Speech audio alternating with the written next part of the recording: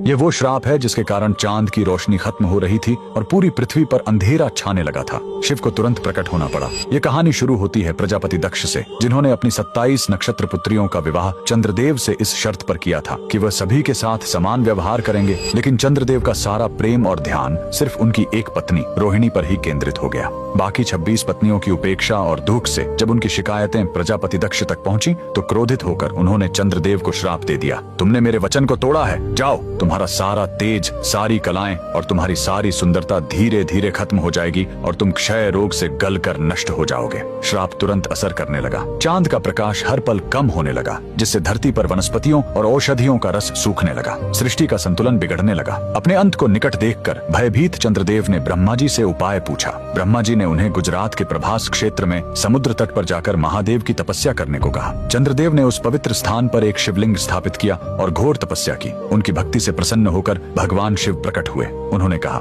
मैं दक्ष के श्राप को पूरी तरह खत्म तो नहीं कर सकता, लेकिन उसका प्रभाव कम कर सकता हूँ। शिव ने वरदान दिया, तुम कृष्ण पक्ष में 15 दिन क्षीण होगे, लेकिन शुक्ल पक्ष में 15 दिन फिर से पूर्ण हो जाओगे। उन्होंने चंद्र को अपने मस्तक पर धारण कर लिया और चंद्रशेखर कहलाए। और जिस ज्योतिर्लिंग की चंद्र ने पूजा की थी वो सोमनाथ, सोम यानी चंद्र के नाथ के नाम से प्रसिद्ध हुआ। और यही सोमनाथ मंदिर भारत का पहला ज्योतिर्लिंग आज भी गुजरात के वेरावल में उसी समुद्र तट पर शान से खड़ा है, जहाँ चंद्रदेव ने श्राप से मुक्ति पाई थी। लेकिन रुकिए, इस मंदिर का एक और रहस्य है। यहाँ मौजूद बाण स्तंभ यह बताता है कि यहाँ से लेकर दक्षिणी ध्रुव तक समुद्र के रास्ते में कोई जमीन नहीं है। भगवान शिव के भक्त कमेंट में हर हर महादेव जरूर लिखें।